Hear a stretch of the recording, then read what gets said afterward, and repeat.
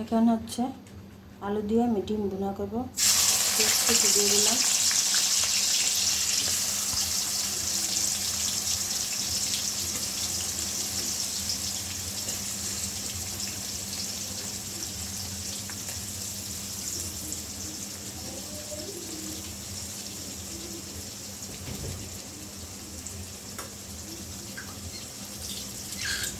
এবার পেঁয়াজটা ভালো করে ভেজে নেব।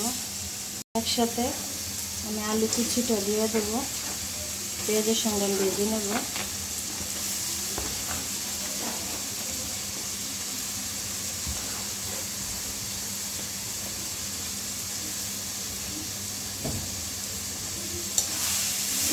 ভালো করে ভাজা ভাজা করে নেব।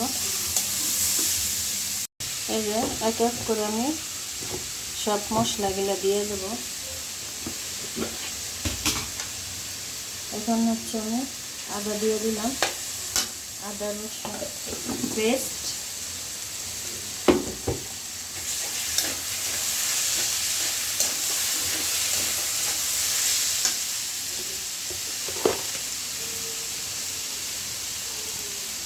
এখন হচ্ছে জিরা আর ধনিয়া বাটা, কাঁচামরিচ দিয়ে দেবো পরিমাণ মতো।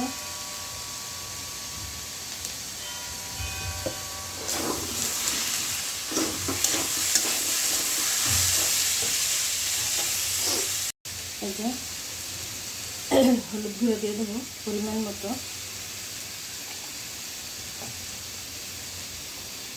স্বাদ মতো লবণ দিয়ে দেবো।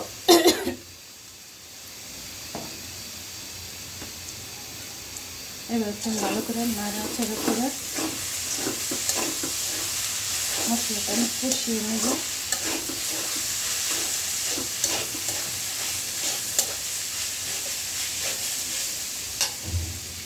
এই যে একটু পানি দিয়ে কষিয়ে নেব। এই যে কষিয়ে নিলাম, এবার হচ্ছে পানি দিয়ে দেবো।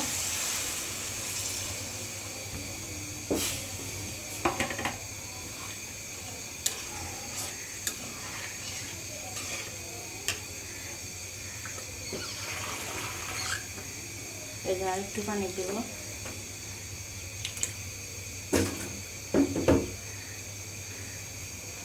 এবার হচ্ছে আমি একসঙ্গে ডিমটা দিয়ে দেবো, ভেজে রেখেছিলাম আগেতে, দিয়ে দিলাম ডিমটা।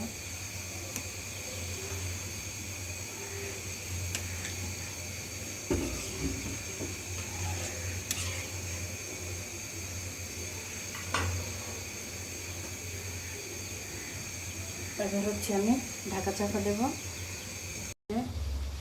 হয়ে গেছে আমার ডিম ভুনা। এই যে জিরার গুঁড়ো দিয়ে নামিয়ে নেব।